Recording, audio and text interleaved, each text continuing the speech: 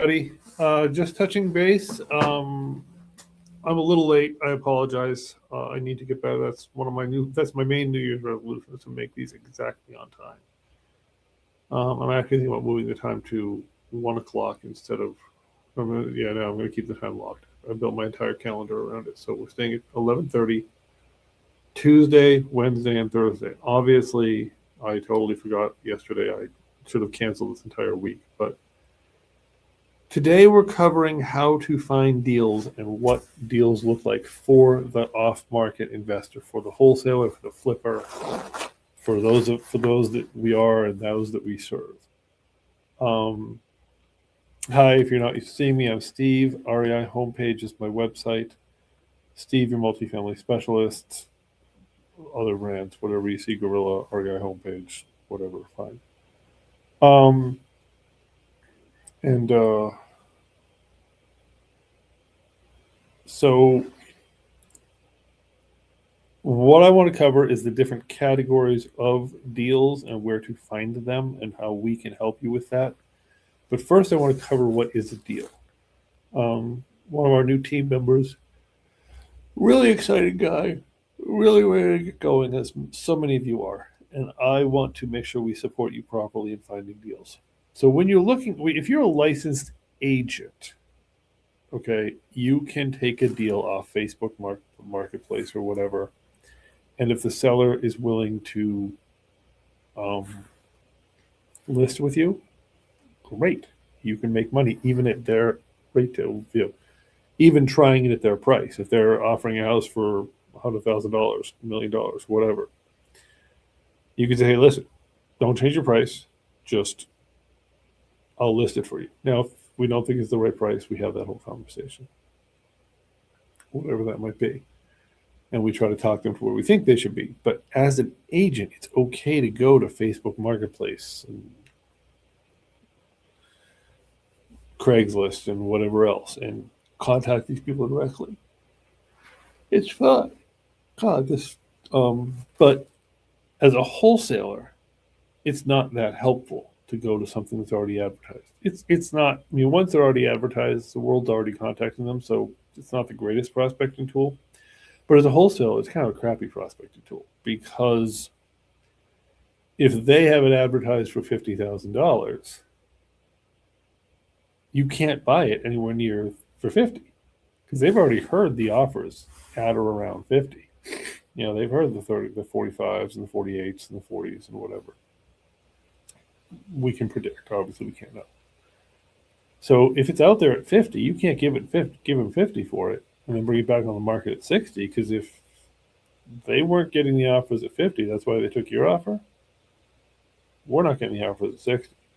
So you really got to make sure you're looking at something, you're making a deal that can work, would be the best way to put it. You're at least making an offer that could work, even if it's not a deal that can work. So what we're going to do, I'm just looking over, I must have closed the batch leads window. Crap. Okay. So if you're going to look at something advertised, just realize the chances of a wholesale happening from something that's already advertised is slim. That may change if the market goes full buyer motivated rather than seller motivated.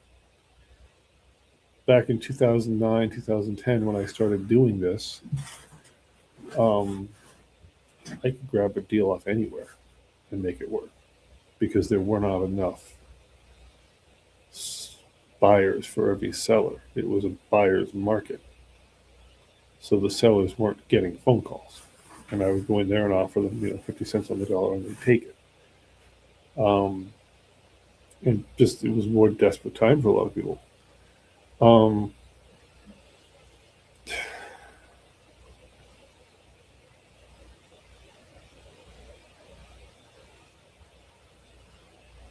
So what we want is we want to, number one, most importantly, always be talking directly to the seller, the person on the deed, the owner.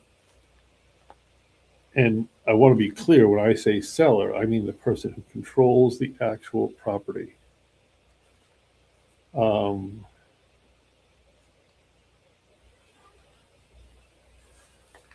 meaning their name's on the deed. They're the decision maker. You will get chances at times, and it does not happen infrequently at all. It's quite frequent that you're talking to, well, this is my sister's house, this is my brother's house, this is my mother's house. Okay, great. Get your whoever it is on the phone. Okay. Well, mom's kind of old, and she says, okay, great. At some point, mom's the one signing. We can talk to you till we're blue in the face. Mom is the one signing the documents. Mom is the one that we have to talk to know that she's on board. And having a no, okay, so I'll talk briefly about competency here. I was going to say having a mother with dementia. That changes the game drastically, obviously. If mom has a issue why she cannot be competent, ding, ding, ding, Houston, we have a problem. And that becomes a whole who has legal guardianship or some variation of guardianship. But if it's, well, my mom just doesn't like computers, my mom doesn't like talking on the phone, okay, fine, that's fine. We can do most of the talking, and we can send you the contract to bring to your mom. But when she opens the contract, just before she signs the contract and when she signs the contract, we want to be talking as best we can to mom. And here's why. We had a deal that we were under contract with. We thought mom had signed the contract. And we were under contract with, and we were ready to close. We had a buyer and everything. Come to find out, guy calls us up. Well, mom doesn't want to sell the house. I said, you mean she changed her mind? He's like, no, she doesn't want to sell the house. I said, but she signed it. He's like, no, actually, I signed it for her. So you want to avoid that. But let me take a step back. It's totally fine. We're doing a closing right now where I forget whose brother is on the deed, but we talk to sister or vice versa. And that's fine. The one on the deed doesn't really want to deal with it. Okay, fine, as long as we can talk to the one on the deed and get their sign off. So you want to be talking to that person. Our new, very exciting guy who really is dedicated to bringing deals, Alex, got one. The numbers kind of worked. You know, we kind of talked about it. They took the number. Okay, great. Then they sent over a contract, which, by the way, sellers don't send contracts. So when he said, well, the seller sent me a contract, turns out it was a wholesaler. And it's very hard to tell sometimes. You have to be very direct and ask. But wholesalers like to pretend they're more than they are. I'm a wholesaler, I know.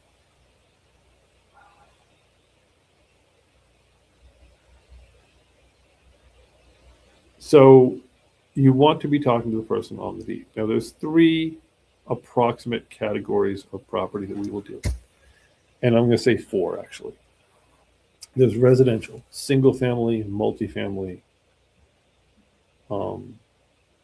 that 1 through whatever, people sleep there. And that includes what's called mixed use, which is there's some people sleeping there and there's something else going on. It's a self-storage facility with 2 apartments. It's a mobile home park with an office building in front, or it's, 3 apartments upstairs and a storefront downstairs. Whatever. It's that.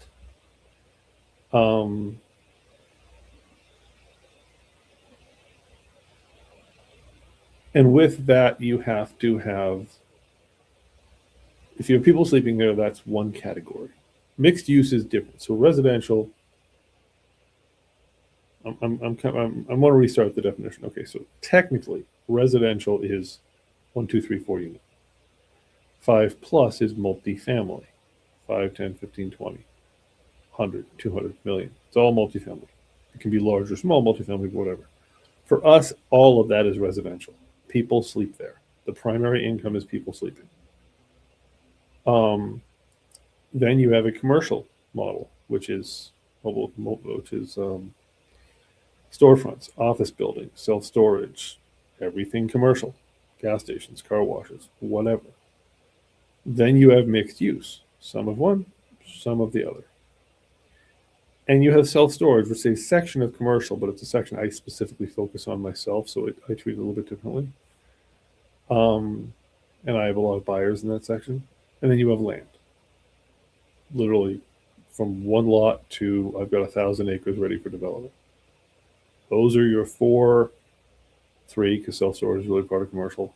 categories of residential, commercial, land, and mixed use. That's what you got pretty much. And they are all opportunities for us. There's no doubt. And we have technology for all of them. So that's the important thing you got to remember.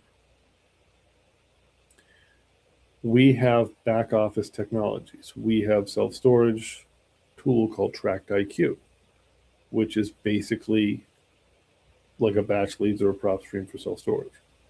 We have Land OS, which is an entire operating system for how to do land and find land deals. We have batch leads and so forth for finding the residentials. The multifamilies are a little bit of a different sector, and there's also lots of ways to find property.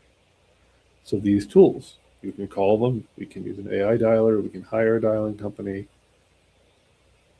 we can do email, we can do texting. These, and by we, a lot of this is you. To be perfectly honest, you guys are the front of the funnel. You guys are the ones that are bringing us the deals. Alex, I don't see you out here yet. Let me see. Are you coming, Alex?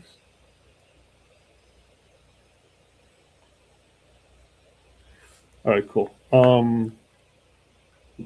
So you guys are the ones finding us the sellers. We will show you everything else you need.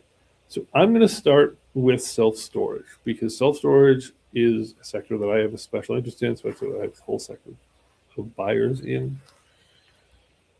And I'm going to start by pulling up the self-storage directory, I guess, for lack of a better term, of how we do stuff. So you guys work with Hunting for Homes, Guerrilla Real Estate, which is myself and my partner Ryan, and what we do. Self-storage, my self-storage buying company is me and Mark. It's totally separate from that. However, your work is still within me and Ryan. So because self-storage is very different, we're not taking you guys as deep into it. We can teach it to you on an individual basis. But really all we want you to do is Mark and I are going to give, you can find us other self-storage facilities. Find something, send it over. Terrific. Yay, please do. Anything you find, throw it in. But this is specifically how Mark and I have laid it out. So here's a Loom video in this link, and you should all have this. And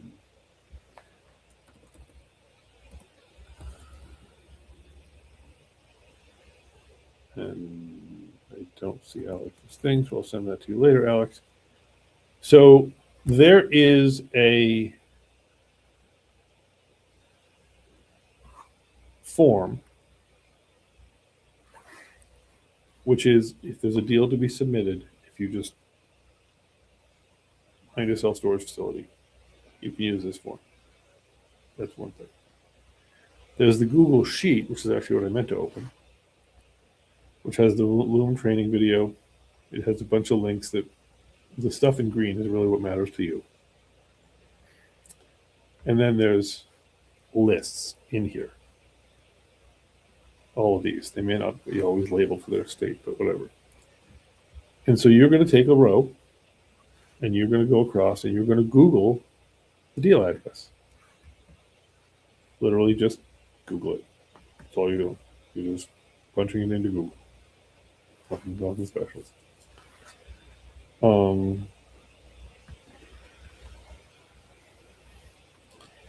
And you're going to, in the form, put what you learn.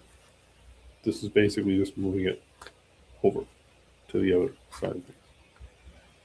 Team member, that's you, broker, wholesaler. If it's not a direct person, if there's a broker or wholesaler involved, there you go. Team contact, how do we reach you? Contact phone, broker, wholesale contact. These questions are on in great order. Property, address, city. And down further, there's places for links. Income expenses, listing link, Google Street View link, website link. Anything else you can find, you're putting in here. So you're going through and you're getting access to a direct person that wants to sell real estate. That, in all categories of business, is what you're doing with us. That's what we're looking to have you do. And so you're taking the pieces of this that matter, and you're going over here, And after you've Googled the address and you looked at it on Google Maps or in somebody's maps, you've looked at it on Street View. What's it look like on Street View? I don't like anybody else's maps, but I just find Google Maps a lot more useful in terms of how they do stuff. That's obviously not the address. I don't know where that one came from, but that's okay. We can do this. We go here, we go here, we go here, we go here. Boom, boom, boom, boom, boom, boom. Why isn't it? There's no way that's the correct. Oh, it is.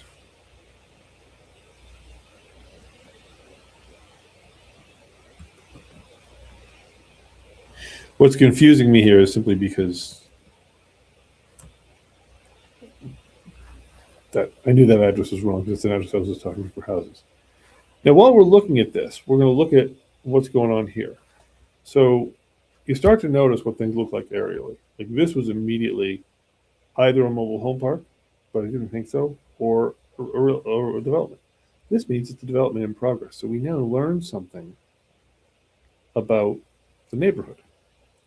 Also, when you're flying over an area, this is what self-storages look like from the air. Long, narrow buildings, spaced fairly evenly apart. Now, what we've also learned here is we've learned that this one doesn't have a Google flag. There's no identifier for that being a self-storage facility. So that's a very much plus thing in the self-storage world. We know that they've got a crap website. They've got crappy Google placement, not a website. We're not there yet.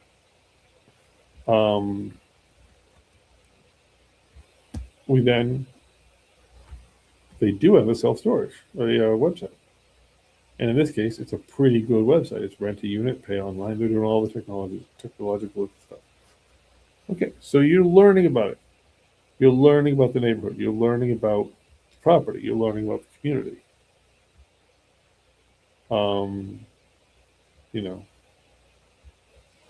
If it gave us a street view level, oh, it does give us a street view level. Okay, fine. So you do a quick. You're spending like 3 minutes here. You're saying, oh, this is what's nearby. This is what it looks like. Oh, look, okay, fine. That's all you're doing. You're not spending a lot of time. And then you're going over here and you're calling. First number you're going to come to is the facility phone number. That's whoever answers the phone. It might be a call center, might be the person working the desk, might be the owner. You don't know. And when you're looking at this, you're not making any judgment calls. You're not skipping anything. But just you start to know, all right, they've got rent a unit, pay online on their website. They're a fairly well-run facility. It's not just a picture of a self-storage unit saying call us. What I call back in the day a brochureware site. It's not that. So, hey Alex. Oh, all right, cool. How you doing? All right. So anyway, so what you're doing is you're calling them and you're going through you're chatting with them, and the instructions are in this email. You're chatting with the person at the desk, is saying, "Hey, listen, I'm considering renting a bunch of units. I'm not sure what I'm going to need. I'm buying a house or I'm inheriting a house." Come up with some sort of a white lie. What do you guys have available? What are your rates? How full is your facility? Have you got room for trailers? You're just getting a chat going with the guy, and then you're saying, "Hey, you know what? I want to also find out, more about your company because I am a self-storage investor myself, and I'd like to know more about the market. Are you the owner? Da, da, da. You're starting a relationship, starting a conversation. You don't need to go too deep on these questions. We'll handle these questions, but we do have a list of questions for you if you want to go to them. But keep the conversations friendly and light because you don't know who you're talking to. You're talking to a manager, owner, desk person, whatever. Their job is not to sell you a facility. But you work your way around. Are you locally owned? Are you this? Or you that? Hey, is it possible for me to talk to your owner or talk to your district manager or something? Oh, yeah, the owner right here. Great. Because that's who we want to have our conversation with. So you're finding a way to get us into the owner's phone, basically. You're finding a way to get us somewhere to the owner. Now, this particular lead has an owner phone number. So after you finish finding out whatever you can about the facility, the town, you make a relationship with the manager, whoever you're talking to on the phone, great. If they don't give you the owner's phone number, we have it. You just go further right and there's an owner phone number category. You reach out to the owner. And very respectfully, hey, you represent Storage Guys LLC. You are we are self-storage buyers. Wanted to find out more about your community, more about your business, and maybe see if you wanted to talk about selling your facility. You're not going very deep in this conversation either. You're just warming up and saying, hey, I work for the guys who buy self-storage. Wanted to see if I could find a good time to talk to you. You can live switch either phone call over to us. We can do the phone calls with you live. That's fine. So if you get somebody on the phone and you want a three-way me or Ryan in, go for it. And when you're on the phone with the seller, you're not asking any deep questions. Maybe how many units, how occupied are you, whatever. It's all in the list, but you're not there to grill anybody. As much as you can gather for us is great. The more you can gather for us, the better. But you're mostly trying to gather basics. But more importantly, you're trying to set up a time for us to talk to them. That's the punchline. In self-storage world, you get us on the phone with the seller, the owner, and you give us as much of this stuff as you can, then your job is done. You've earned if this thing closes, you've earned your money. I'll tell you, commercials and self-storages close slowly. Meaning your months on that. That's the reason we pay $3,000 to $5,000 to Hunting for Homes, and then you get your split from there. And all you're really doing is set up an intro. The reason we're paying more for less work, we're paying same for less work. You're getting your same percentage, even if you're not. There is no 15, 25%. You're getting your top end percentage, 45 or 50, whatever your contract says, because it takes longer. You're going to hook us up now, and then in 6 months you're going to get a check. So that's how self-storage works. Now,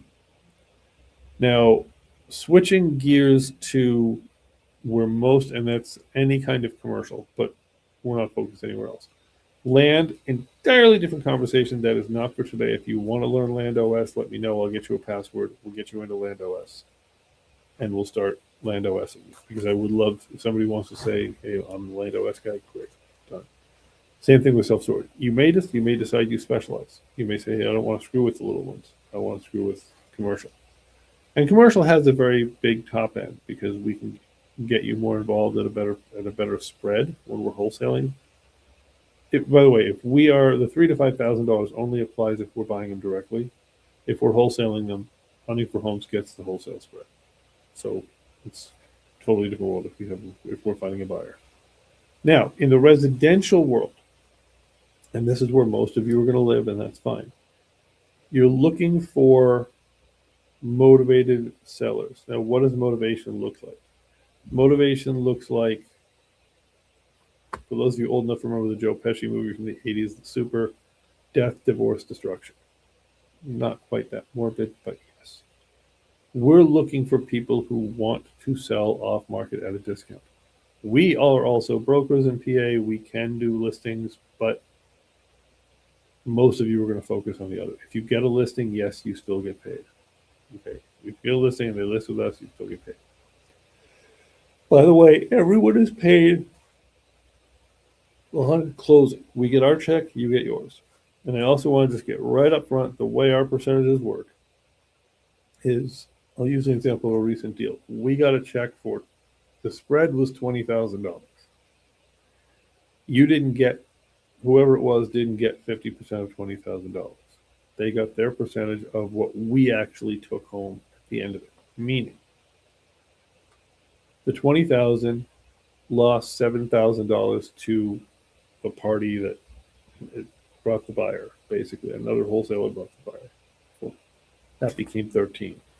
We then take out 20% for our company operations. I've got to keep licenses going. I've got to keep an office going. I have to keep errors and emissions insurance and marketing expenses. Yeah. So fine. And then bottom line, it came to about 10 grand. We split 10 grand three ways. Me, Ryan, and the guy who brought the deal in. So his share was, your share is off what we actually take home. People have asked in the past why. I said, well,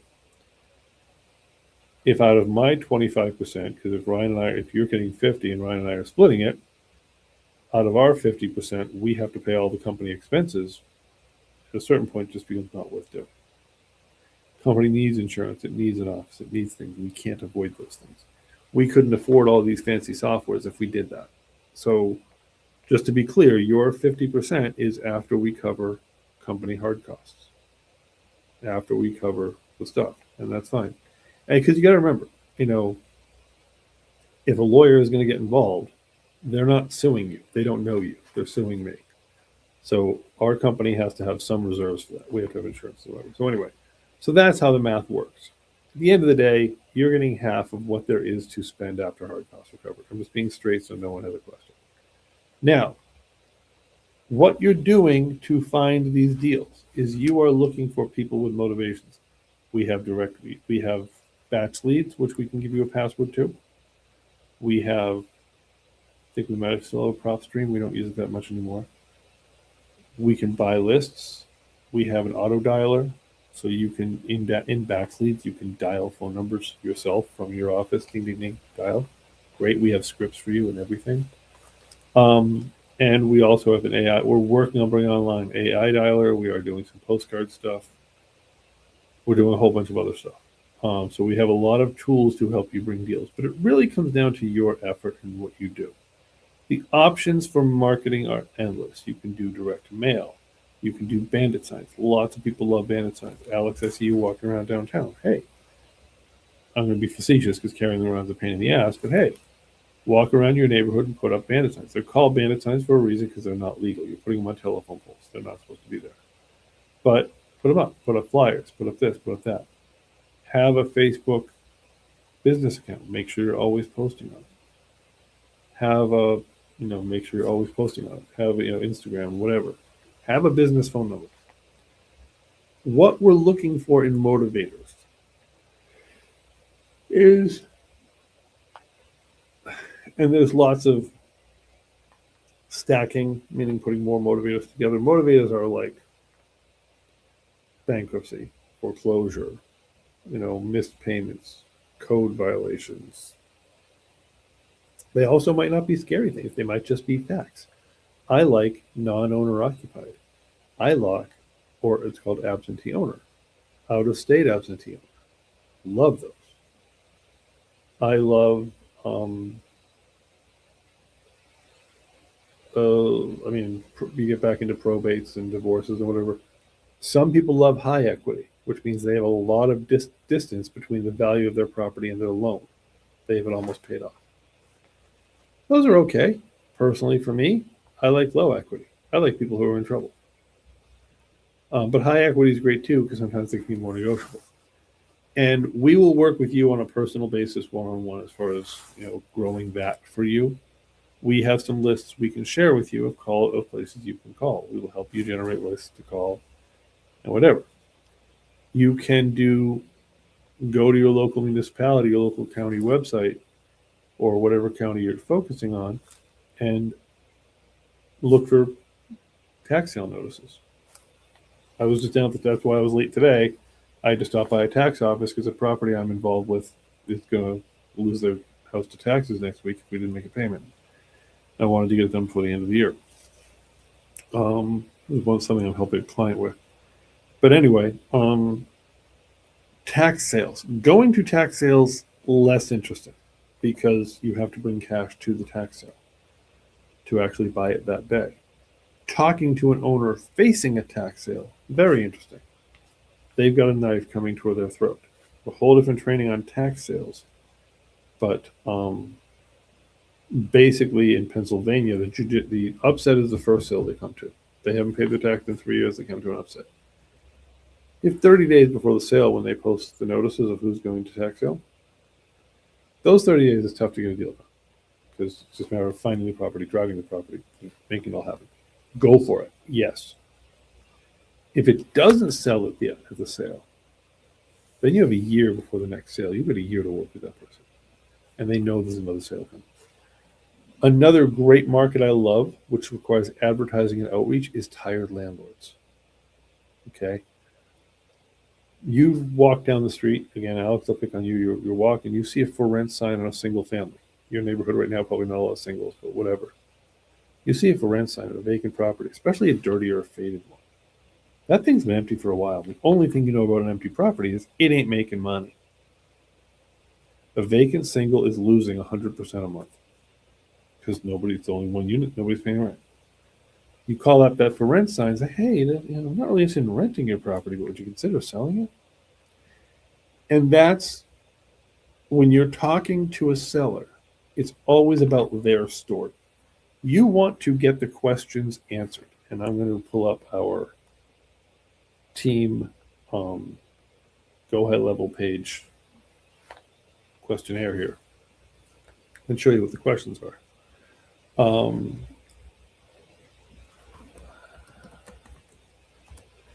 But you're calling up, you're talking to the seller, and it's conversational. Our questionnaire doesn't matter. It does, but the order of the question doesn't matter. Our script doesn't matter. It does, but the order of the conversation is what the seller wants it to be. Your job is to make that seller feel like you're their friend. Your job is, and again, always, always, always, never, ever feel like you cannot reach out to us and have us on a call. We love being on your calls, okay? You get someone live, if you're new, you get someone live on the line who actually picks up the phone, you fold me into the call. And I'll run the call and you'll listen. After a few calls, you'll be like, oh, I get this. And then you'll run the call and I'll listen. You're always taking notes. You're always doing the work. And then at some point, you're like, hey, got this. Don't need this. Gotcha. Perfect. So the conversation with the seller goes like this. It's kind of the same commercial, residential, whatever. Hey, 123 Main Street. Oh, yeah. Would that be something you want to sell? Or have you got something else you want to sell? And again, I'm using abbreviated language. Well, I'm not loving the price right now, but I'm thinking about selling maybe, All right, well, hey, I represent Hunting for Homes Guerrilla Real Estate. We're real estate investors, flippers. We're also licensed real estate brokers, which is required in the state of Pennsylvania. We're also wholesalers. We can help you with the situation, either as a listing agent or as a direct buyer, whatever you want. Could we talk about this a little bit? Okay, cool. And you ask them kind of what's going on there. Tell me about the property, bedrooms, bathrooms, physical condition, what works and what doesn't is our favorite one.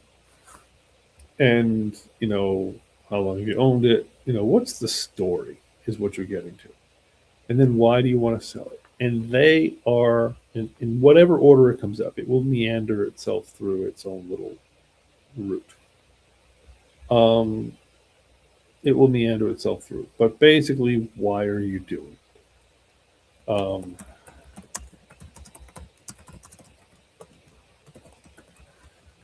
And let them bitch. Let them tell you about their sister who fucked their husband, and that's why they can no longer have the house and whatever. Let them tell you about, we inherited this piece of junk and we just don't like it. It's perfectly fine. It functions, but whatever. Two reasons. One is let them love you. But two is you're gaining information. You're gaining negotiation information. I had a guy, God, this 15 years ago.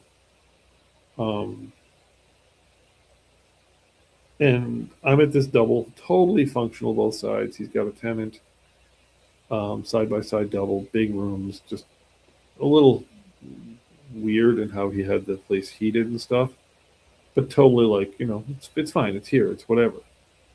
And then we're walking through the house and I'm thinking, I'm buying this thing for 30, which at the time was a good deal, but not a killer deal. And we're going through, he's just bitching about all this little stuff that between you and me never mattered. And we get to the other end of the tour. He's showing me all these little weird things, which to him are huge.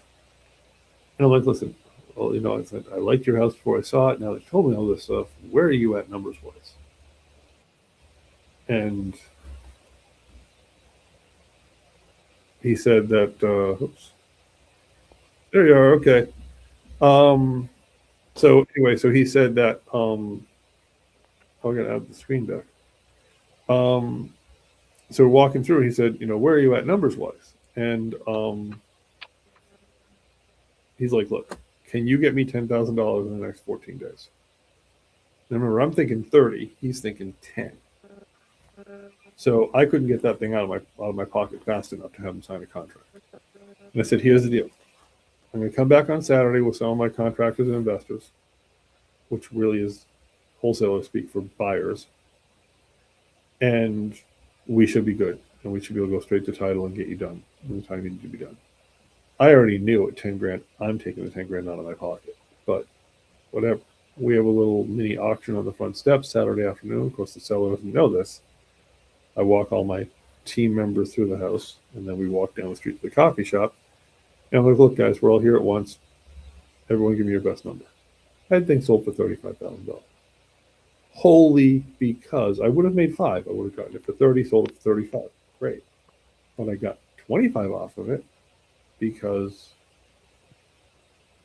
I let him talk. I let him unsell me his own house.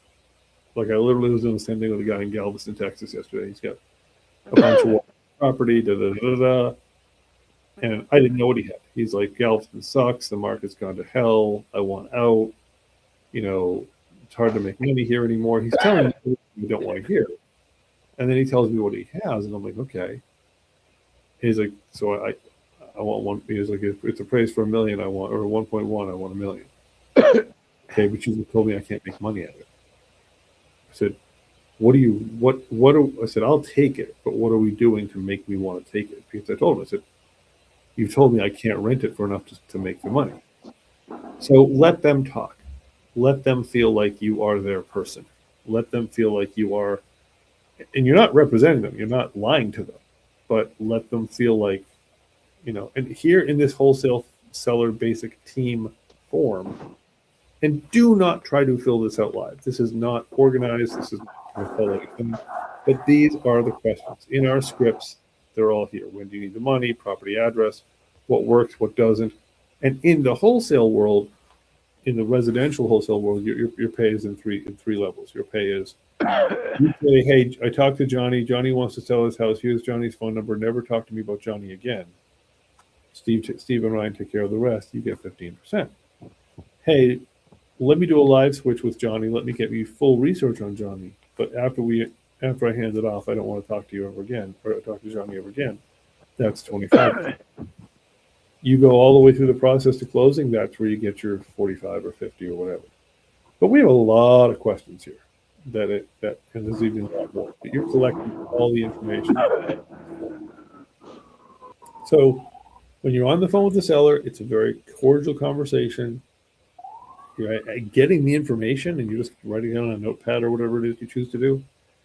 But you are really trying to get that relationship going with them. And again, at any point in time, fold me or fold I.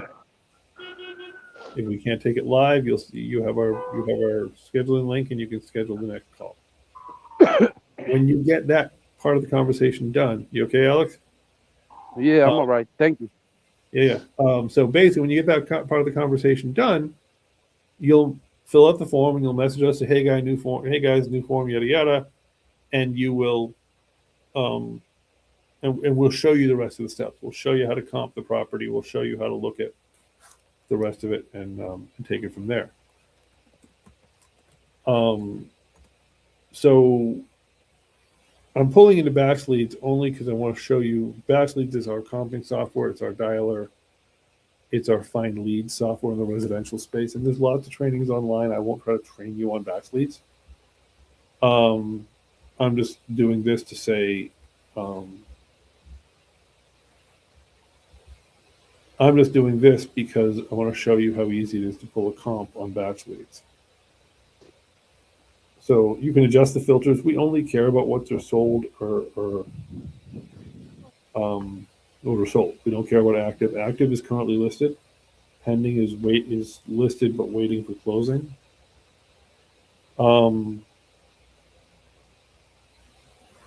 And it's 232, 150. These are, and you can look at the pictures. Okay, so we're looking at this house. It's not like our subject house. It doesn't physically look like our subject house, but Okay, this is what someone paid $150,000 for in this market. Now our subject house is more of a, well, you can see it up here. It's more of a cottage style and doesn't have, it still looks actually a little bit better than the other house. Ranches sell for less, whatever, whatever. So easily I could see this thing selling, let's say not 150, let's say 100 in dipped in gold, maybe 150, but 1 to 150 dipped in gold. Um, and so we then do our math. So if I'm looking at this and saying, okay, I'm going to sell for, I'm not going to say that I'm going to sell for 250. I'm just because I've got a much bigger lot than our subjects is a very tiny lot. All right, I'm going to sell for 150, something like that. Flipper, let's use 150 because it's easy. Flipper has to have 30% for profit, lender, and realtor. So 100. And I looked at her pictures. I said, okay, I got 40 grand of work here. So 60. So the flipper has to be done for 100. They're going to put 40 grand into the house. That's 60. And then we call up the seller back again after you and I have gone through this, or you and Ryan have gone through this, or whatever, and we've determined our parameters. And now we talk to the seller. Okay, you know what would be great? We appreciate your time. We've done some work. We've done some research. Here's what we think we know about your neighborhood. And this is where Ryan and I are doing a lot of the talking. And here's what we think it is. Great. And they like it. We send them a contract. We do all the contracts. It all comes out of here. You'll be copied on it, but you won't do it.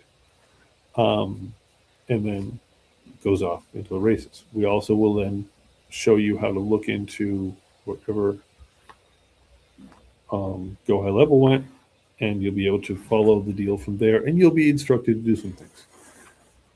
You'll be instructed maybe to advertise the house or whatever. Every deal is different how much you do, especially when you're not licensed. But the point is, that's all it is. We did one exactly a year ago, Christmas Eve. Ryan talked to the seller. I think he might have gone to the house, took some pictures, signed up the seller at $30,000. Ryan took the time on New Year's Eve and threw it up on whatever it was. Next day, buyer, $55,000. 20 grand overnight. So the relationship with the seller is what matters.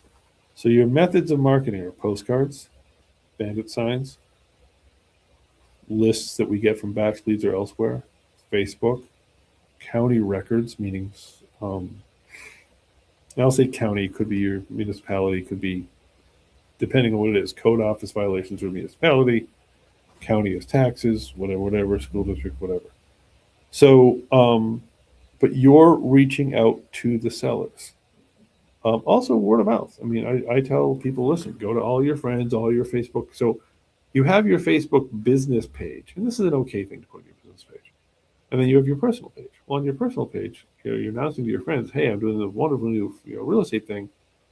I jokingly say it this way, whether this applies in your lifestyle, your way of doing things. Hey, have you ever made $300 in 5 minutes legally? Obviously, there are unlegal ways to do that. No. How do you do that? You give me the name and number of somebody that wants to sell real estate. All you do is give me the name and number. When I close that property, I pay you $300, whatever it is. So I'm paying you whatever, and we're paying that person whatever, a couple $100 on closing. The point is, your friend's uncle's cousin's former girlfriend might have just inherited a house she doesn't want. Only way you're getting to that person is through the chain. So the point is, your job is to get in front of direct sellers. Direct mail, we can help you with. If you don't have the money for stuff, we can talk about it.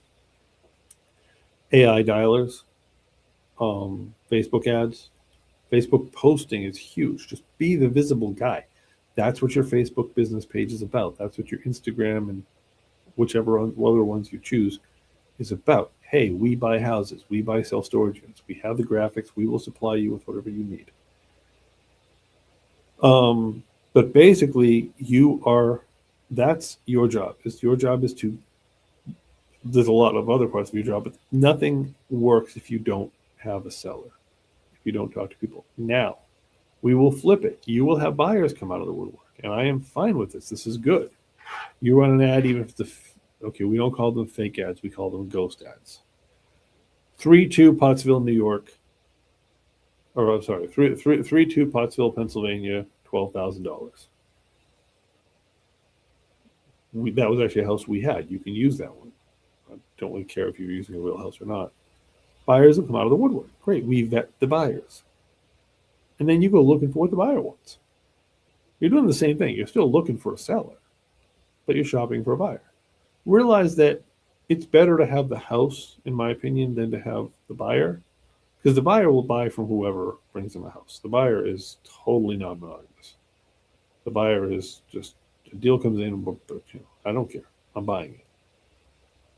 The seller, once we have a contract with the seller, we're the only one with a contract on 209 Union Street, Pottsville. Somebody else might have 211, 210, 208. We have 209. We're the only ones. You want 209, you want us. This is the way it goes. So but you want to build a buyer's list. And we have a website, we have a form. Shockingly enough, we have a form for that.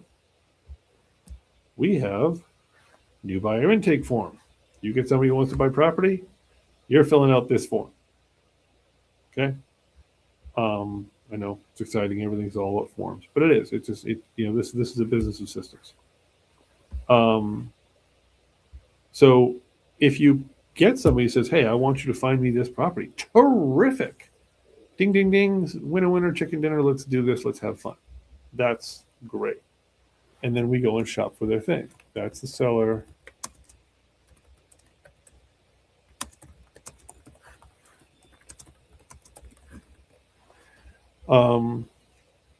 And so you're doing that. Then within the software, we will show you this totally separately. But you are getting. We're having a little trouble with the developer getting these out to you. He should in a couple of days. We're getting you logged into the software so you can track the rest of the process, and you can do the rest of the process from within the CRM. The point is, we are your back office. We provide everything. We provide the contracts. We provide the CRM. We can provide the data. We provide the overall support. We provide the knowledge base, the background, all of this. If you guys, you don't need to learn this right now, but this is sort of how things go down the pipeline. As different things happen, and different tasks come with different spaces in the pipeline. So anyway, so that's the. So really, that anybody got any questions? Because that's what I wanted to cover, sort of the ways in which we market property, and the biggest thing is reaching out to sellers. Now, real quick, when you're posting on a Facebook or whatever, and you're looking for things, the two ways you're finding people on social media, all three ways.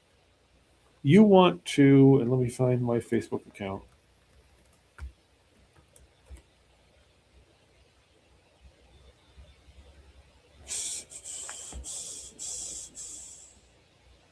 So I am in a gazillion groups, and I break the rule. I do it.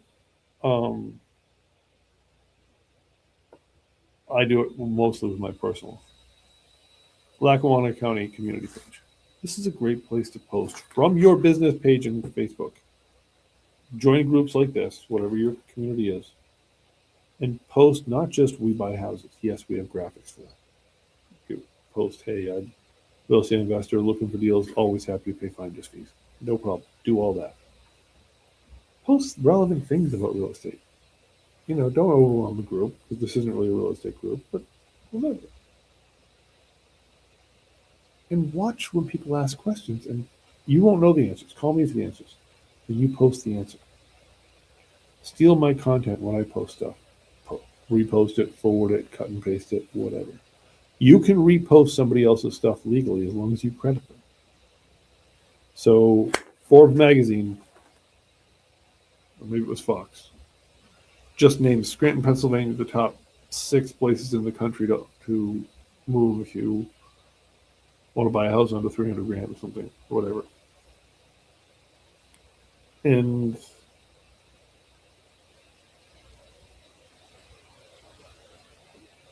so you're posting visibility stuff, I call it, in these groups to remain visible. You're also going to join groups like PA Investment Property Owners. These are investors. Shockingly enough, the name's kind of clear. And this is where you're going to find some buyers. This is where you're going to find landlords. This is where you're going to build a relationship and become a visible member of the community. This isn't really make a deal, although if you have a deal, this is a great place to put it.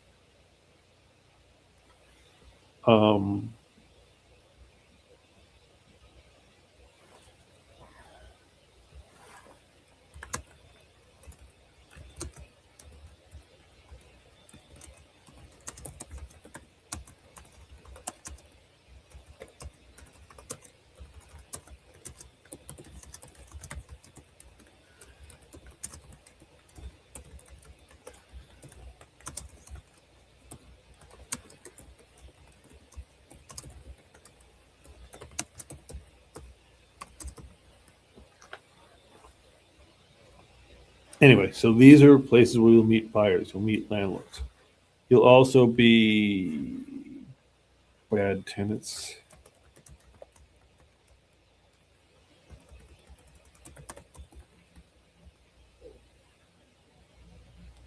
Bad tenants and landlords in Luzerne County, which isn't actually what it sounds like as much, but it is tenants and landlords.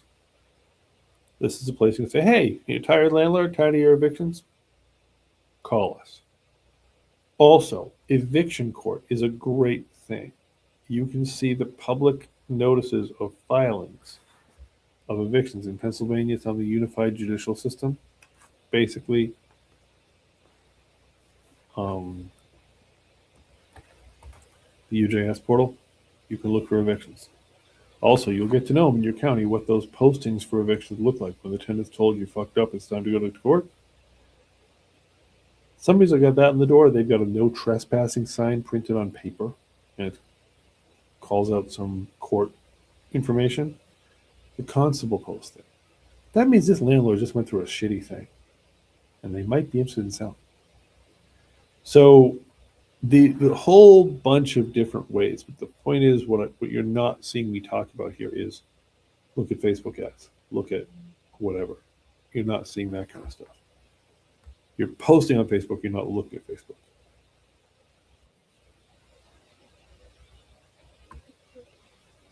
Having connection issues, Alex? Yeah, I lost connection. Okay, yeah. So, all right. Well, I'm pretty much wrapping up, and I'll send you a link to the video because obviously you missed a lot of it. Do you have any questions? No, I don't have any questions right now. All right. Anyways. Yeah.